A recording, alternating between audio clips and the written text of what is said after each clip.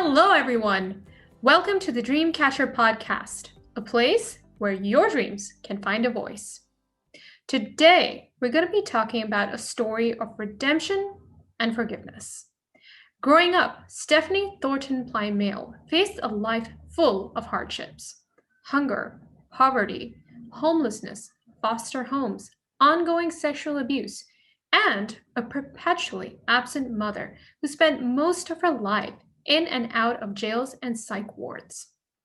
In her memoir, The American Daughter, she goes in depth into the painful events of her life and the shocking revelations she had after reuniting with her terminally ill mother.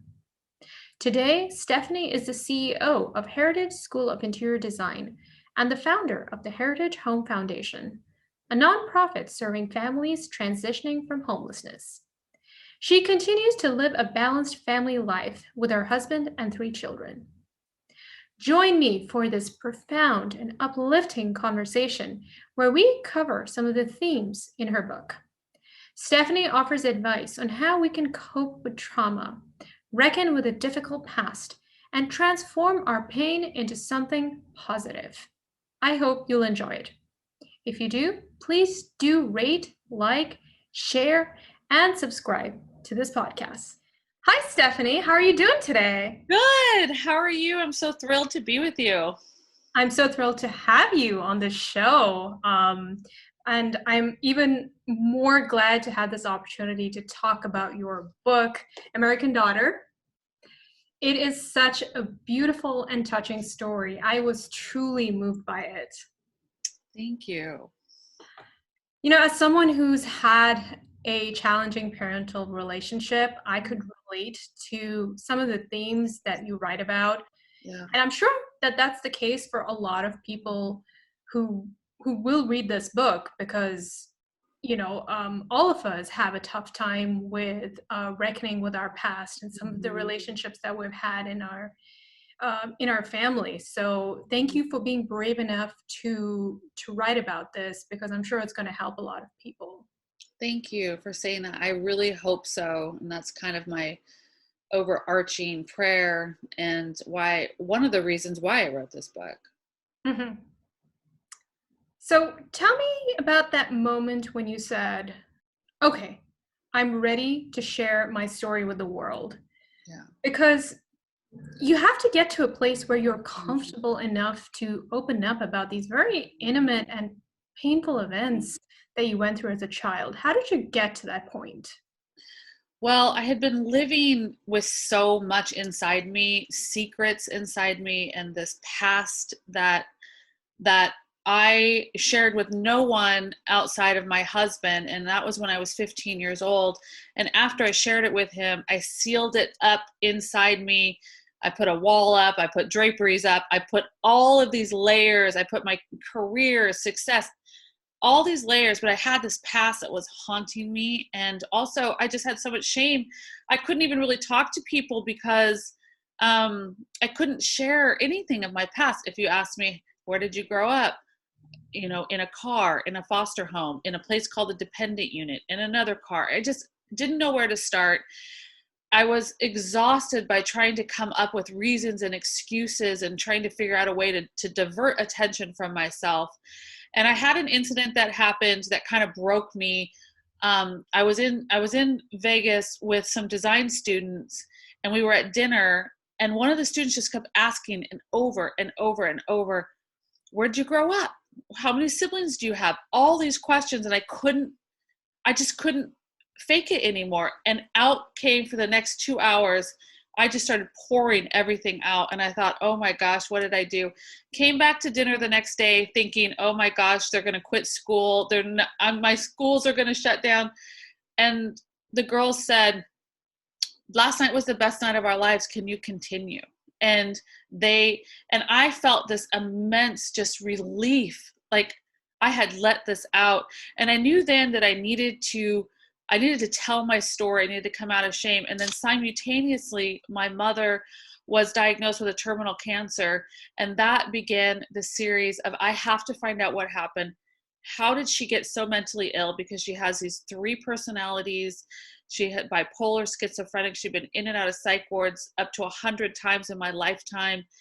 How did my childhood get so bad? And so I went in to do these interviews with my mother to get answers. And then what happened was so incredible. Her story, finding out what happened to her. I wanted to tell the story at that point. Okay. Okay. So I'm guessing it was a process. It didn't happen overnight. Well, I mean, I held all this in for 50 years. The book is really live. I mean, I'm going in for these interviews and I'm writing everything down. I'm writing what is happening with these conversations with my mom. Everything that's happening in the book is also happening live. And so I wanted to write this book. It was so cathartic and healing for me to write this book. I mean, there's nothing like that. Just, I loved that process. I absolutely loved it.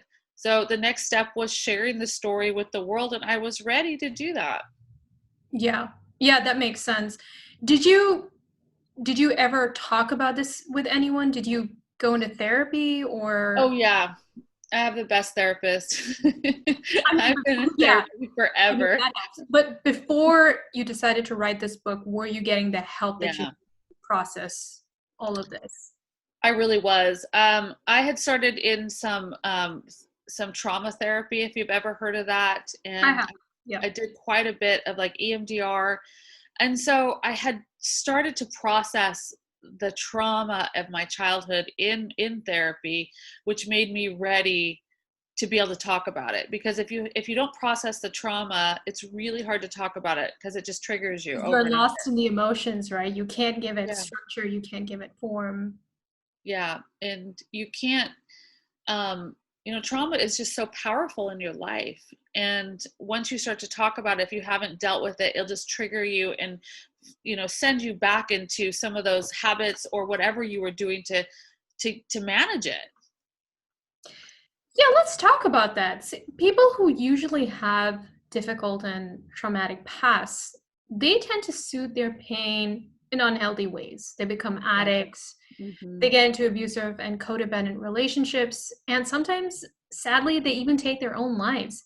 How were you able to avoid that fate? Well, I did have my own coping skills, and then I do talk about that and express that in the book. I have this passion for design and this passion for home, but what ended up happening for me is those became like an obsession. It became like an obsession to look a certain way or to be a certain way and not to be authentic. And that was kind of killing my marriage in a lot of ways. It probably affected my kids because I had to have everything perfect. So I didn't Were you turn like a to. people pleaser or perfectionist? I was definitely. I was talking about that on another podcast. I definitely am a recovered people pleaser for sure.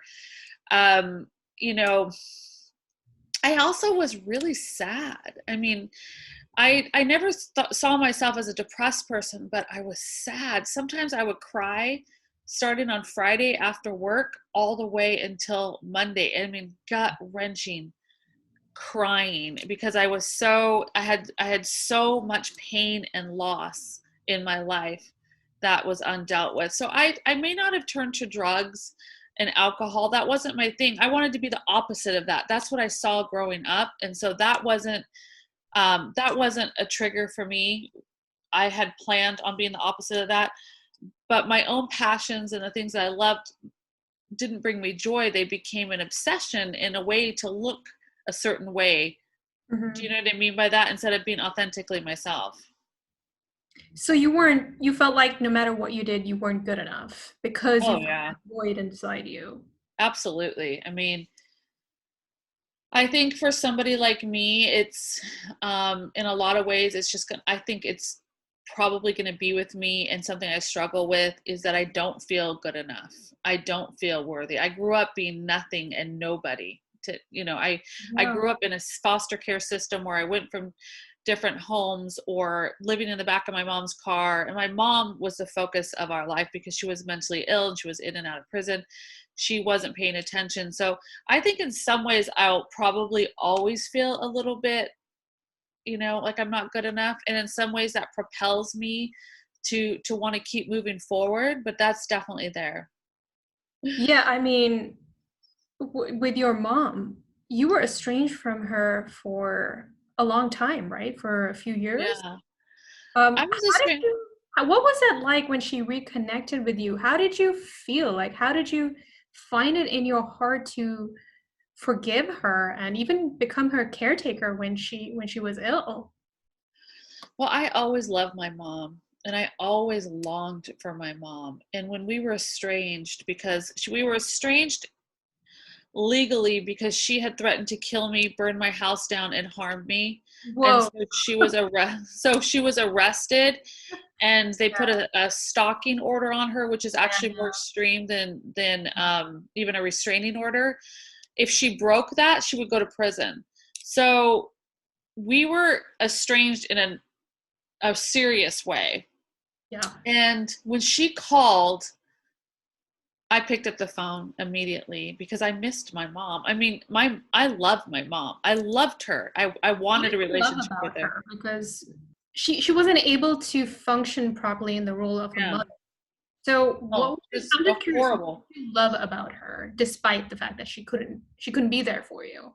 I think it's just more of a primal mother-daughter connection that I had, and a longing. I would say I always longed to have a mother and to have her as my mother.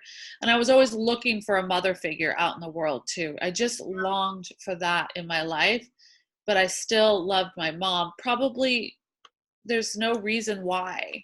I would say I loved my mom and I wanted that relationship with her. And through the series of interviews, I learned about what happened to her in 1953, when she was abducted, and that really changed everything. And also, I'm going to backtrack. When I did start these interviews, I wanted her to take responsibility. That was one of my motives, in addition to finding out what happened. I wanted her to take responsibility. But when I found out what happened to her, that need to have her take responsibility and accountability was turned into more empathy and compassion. And that's really where our journey started to be together, instead of against each other, or me being against her. You found the humanness in her, essentially. Yeah, it wasn't just that she was selfish. It wasn't that she was a drug addict. It wasn't all these things. It was because of what happened to her when she was 11. She was completely broken. She was abducted and she was held captive, and then brutalized, and then put into a home for girls, where she miscarried, and then kind of thrown away in her mind. So imagine going from being one of the most affluent families and growing up with affluence and being an aristocrat to that. You could see how she could become this person. Yeah, you have ancestors that date back to George Washington, right? Yeah. Okay, that's interesting. Yeah. Is that from your mom's side? Yeah. So what ended up happening, and I'll explain a little bit. I grew up with not having any family, any lineage, not an aunt, not an uncle. I never knew who I was. I felt like a nobody, just this child, throwaway child. So growing up, I would hear from my mom when she would be getting arrested or be put into a straitjacket. How dare you touch me? Do you know who I am? I am a direct descendant of George Washington, and I built this country on our backs. I mean, she was indignant that anybody would treat her this way. Always just imagining that this was a delusion, not ever thinking that this is true. True, yeah. So during my interviews with her, all I needed to find out who my family was, to find out who my grandparents were, the Thorntons, and and my grandfather linked all the way back to the founders of our country, George Washington being my uncle, Elizabeth Betty Washington, his sister, is my grandmother. And so that's where the lineage goes all the way down to luminaries in education, This family started the Harvard University, all the university, like not all of them, but the University of Virginia and John Hopkins. And so this really was a very prestigious family that when my mother was kidnapped and abducted, everything fell apart.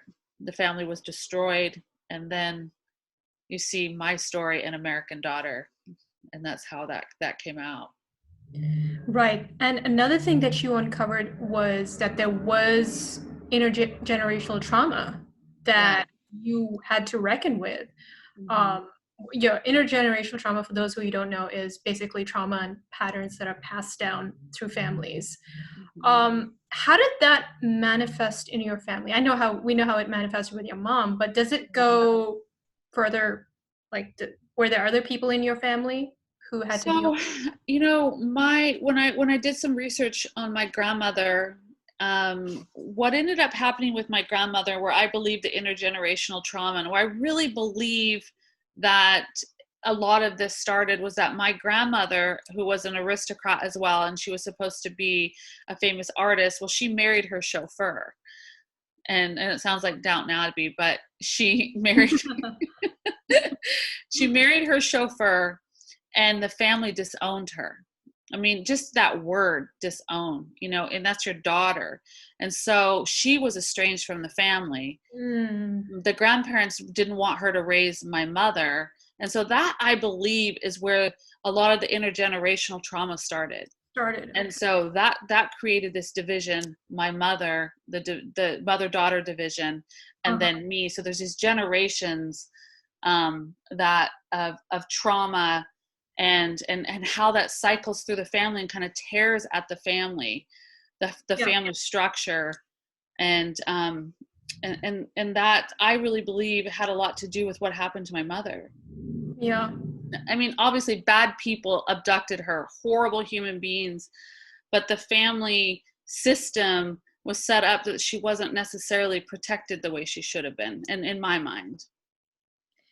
Yeah, I mean, that manifests energetically, but also the way someone is parented. I went for an intergenerational healing workshop, but that was more spiritually oriented. So I actually had a visceral experience of what it's like to break that chain and be part of that lineage. Did you feel like you were sort of the chosen one, the person who was going to heal that trauma that was being passed down? Well, I really didn't set out or think that I was the chosen one. I do know that my siblings suffered. There was a lot of drug addiction and mental illness and different things within my siblings and in their life. And I knew that I was always different and chose to be different in that way. But I didn't set out to restore this whole family in kind of the things that happened through my relationship with my mother, and through the forgiveness and being there with her and being by her side and repairing that relationship that we had. I really believe that intergenerational trauma is no longer present in my family. I healed. My mom and I healed together, I would say. I feel like she healed my heart because she gave me the mother that I wanted to have, even if it was just for a short time. And I brought all of my heritage back and my family back, even to the point where I brought everybody and have a burial site for everybody to be together, so that I can go and visit everybody, and like the family is back together. So I never saw myself as a chosen one, but I wanted so bad to have family, to have lineage, that I was able to bring us all back together in a really good way. Has it made you a better mother? Because you have kids, right? Yes. I don't know. I feel like I'm more authentically me as a mother, instead of having to be this like perfect mother, or trying to not share authentically. Like with my daughter's 18 now, and I think she feels like she wished that I would have been more authentic and tell her my story rather than reading about it in a book. She She would have preferred Yeah. not to do that. So she knew nothing about it, right? She and your No, she didn't know anything. No, not at all. I was so guarded from my kids. And I think back and I have regrets about that because I wish that I could have shared more. I think it would have been good for them and better for them. And, but I just wanted to protect them. Yeah. And I don't even think they would have the bandwidth or the emotional Yeah. languaging to Yeah. really understand what you went through. Hmm. So, Probably not. yeah. They probably just need to read about it in my book if they Yeah. choose to. But I'm sure that they respect you even more They for do. They're so proud of me. They're yeah. very proud They of should me. be. They should be. And a lot of this work was done as they were older. And Stephanie, what I love most about your story is that you were able to transmute all that pain that you went through as a child into something positive. You started two philanthropic organizations, the Heritage Home Foundation and Project Lemonade. Love the name, by the way. So tell us about these projects and how that's changed your life.